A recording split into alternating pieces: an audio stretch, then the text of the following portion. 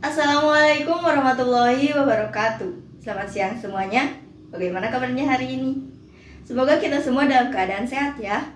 Pada pertemuan kali ini kita akan belajar lagi melalui video untuk menyambung pembelajaran kita yang kemarin. Nah, sebelum pembelajaran dimulai, alangkah baiknya kita berdoa terlebih dahulu. Berdoa menurut kepercayaan masing-masing, berdoa dapat dimulai.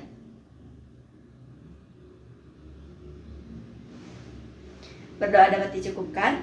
Nah, selanjutnya Ibu ingin mengingatkan supaya kalian tidak lupa untuk mengisi daftar hadir terlebih dahulu di SPI. Kemarin kita sudah belajar mengenai ciri-ciri dari jamur ataupun karakteristik dari jamur. Nah, jamur ini atau fungi ini termasuk ke dalam organisme eukariotik dan juga termasuk ke dalam organisme heterotrof. Artinya mereka ini tidak bisa mensintesis ataupun menghasilkan makanannya sendiri. Oleh karena itu, untuk memperoleh energi, jamur ini memiliki 3 cara. Yang pertama ada saprofit, yang kedua ada parasit, dan yang ketiga ada simbiosis. Nah, jamur yang memperoleh energi secara saprofit ini akan menguraikan zat organik dari sisa-sisa makhluk hidup, misalnya dari bangkai ataupun yang lainnya. Jadi mereka menguraikan zat organik dari sisa-sisa organisme yang mati. Contoh dari jamur ini yang berperan sebagai saprofit adalah jamur kuping yang biasanya ada di pohon-pohon yang sudah mati ya. Nah, selanjutnya ada jamur yang hidup sebagai parasit. Nah, contoh dari jamur yang hidup sebagai parasit ini ada dari Malassezia. Nah, Malassezia ini merupakan jamur yang menyebabkan penyakit paru ya dalam tubuh manusia. Nah, jamur ini mengambil sari-sari makanan dari tubuh inangnya. Contohnya dari Malassezia ini mengambil zat organik dari tubuh manusia berarti ya.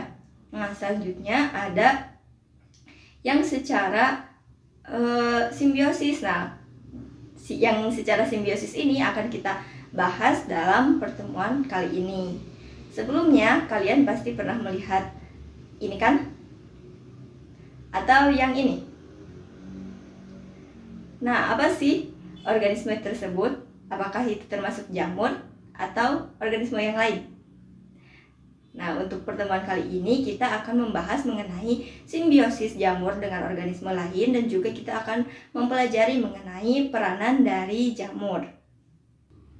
Kita langsung saja kepada pembahasan yang pertama mengenai simbiosis antara jamur dengan organisme lainnya. Jamur ini dapat bersimbiosis dengan 2 hal, yaitu ganggang dan akar tanaman. Nah, kita bahas satu persatu ya. Yang pertama ada lichen atau lumut kerah. Nah, lichen ini merupakan simbiosis dari jamur dengan ganggang. Lebih tepatnya ganggang hijau, ganggang biru, dan ganggang hijau biru. Nah, sedangkan jamur yang bisa membentuk lichen ini merupakan jamur dari divisi Ascomycota dan Basidiomycota. Nah, simbiosis yang terjadi merupakan simbiosis mutualisme karena kedua organisme akan diuntungkan. Nah, jamur akan menyediakan air dan mineral dan juga melindungi ganggang dari sengatan cahaya matahari, sedangkan ganggang akan menghasilkan zat makanan karena ganggang bisa melakukan fotosintesis. Ganggang akan menyediakan makanan untuk jamur. Nah, lichen ini bisa hidup di tempat-tempat yang terbilang ekstrim seperti batu, pepohonan, dan juga bahkan lichen ini dapat hidup di kutub yang memiliki suhu sangat dingin. Nah, lichen ini memiliki beberapa bentuk. Yang pertama ada yang seperti semak atau fruktosa. Selanjutnya ada yang seperti lembaran daun atau foliosa. Ada juga yang seperti kerak atau krustosa, dan ada juga yang seperti sisik atau squamulosa. Nah, apakah lichen bisa bereproduksi?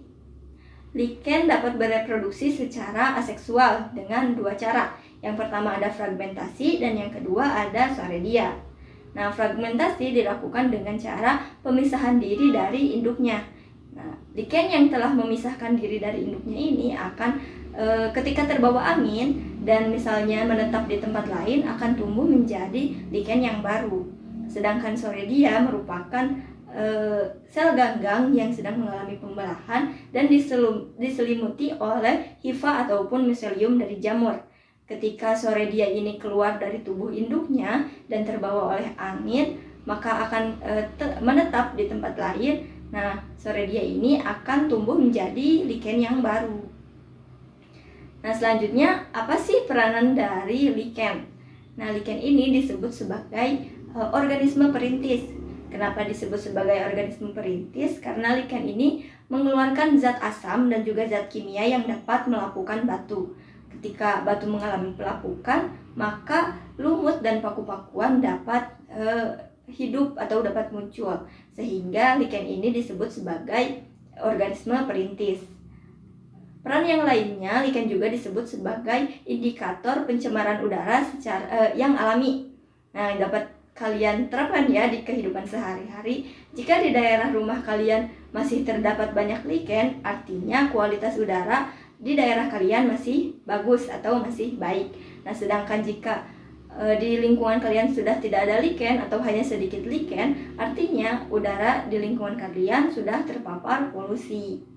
Nah, adapun peran lain dari lichen ini sebagai pemasok atau penghasil oksigen. Karena tadi kan ganggang ini melakukan fotosintesis. Kita ketahui bahwa fotosintesis salah satu hasilnya adalah oksigen, sehingga lichen juga menghasilkan oksigen atau sebagai pemasok oksigen. Nah, simbiosis yang lainnya terjadi antara jamur dengan akar tanaman yang disebut sebagai mikoriza. Nah, jamur yang dapat membentuk mikoriza ini adalah jamur dari divisi Zygomicota, Ascomycota, dan Basidiomycota. Nah, simbiosis yang terjadi juga merupakan simbiosis mutualisme karena dua-duanya diuntungkan. Tanaman akan memberikan makanan bagi jamur karena tentu saja ya tanaman melakukan fotosintesis. Sedangkan jamur atau mikoriza akan membantu penyerapan unsur hara dari tanah.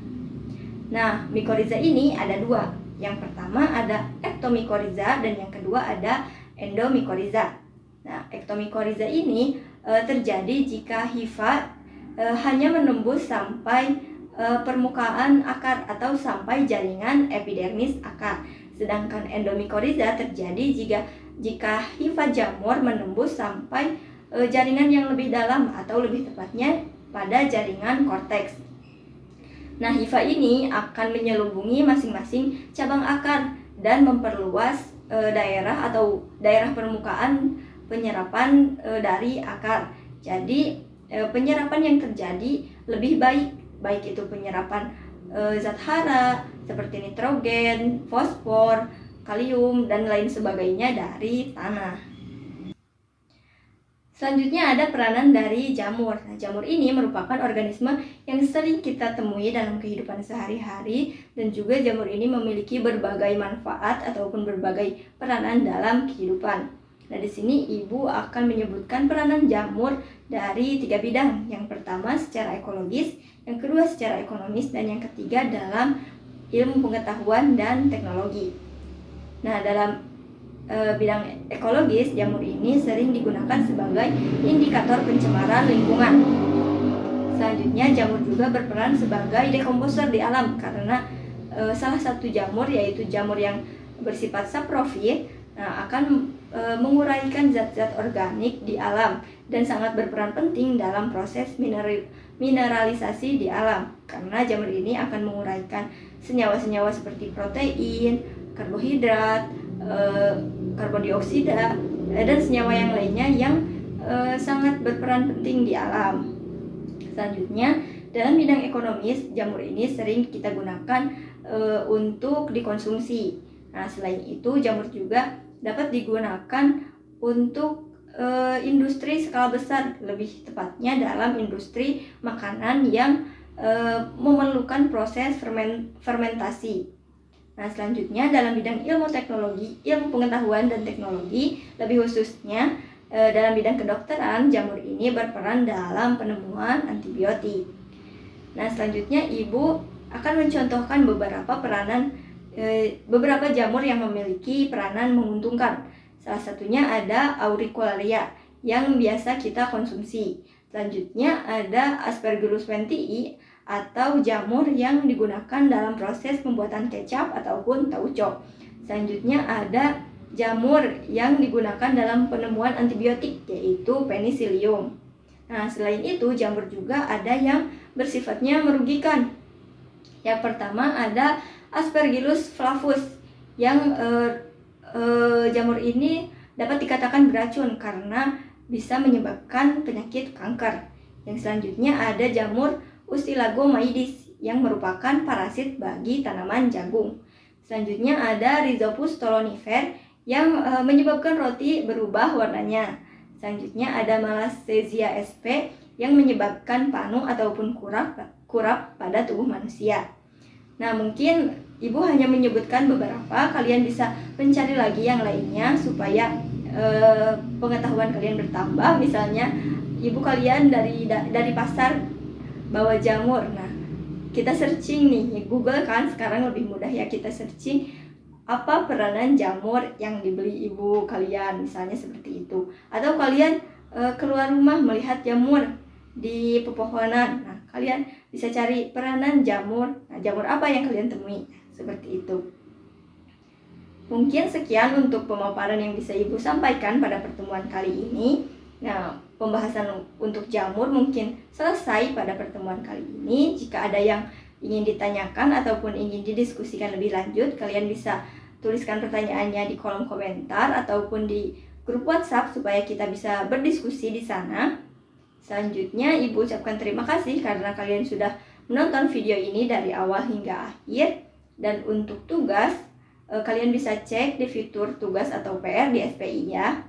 Mungkin pertemuan kali ini dicukupkan sekian. Ibu tutup pertemuan kali ini dengan ucapan hamdalah. Alhamdulillahirabbil alamin. Wassalamualaikum warahmatullahi wabarakatuh.